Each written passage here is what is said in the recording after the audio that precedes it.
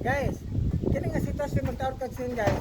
Kuyaw ka mahulog ini ug di ka magbutang og ang kahoy dito sa butang walay langsang diha, butangan mo langsang diha para imong ana so di mahulog kay naay lansan ni pugong. So dili na ka kuyaw madagan dito. Ha? Ngani ra guys, simple ra kani mga trabaho guys, basta kamaw lang sa ka.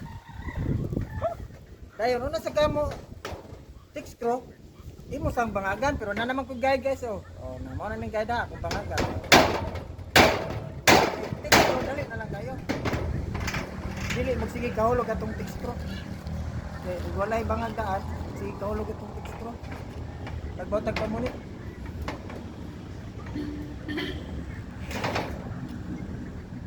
See? Sa mahulog guys. Oh, mudiki lang pero di na sa mahulog. Ana din kasi sayo na kayo. Ang una gini guys, kinalan ko mo pa safety kita, safety first. Para way kuyaw sa disgrasya. Hulog na to. Tingok. Ano? Dali agad guys oh. Nga. Ngayon lang para dili mo lubog mayo. See? Namtay linsa di guys, libil na sa alawas di gamay. Ay, napiko. Bisa rin sa itong sili. Manang di na itong tangag kahoy. Kuya agad. Magkapiko-piko ang itong sili.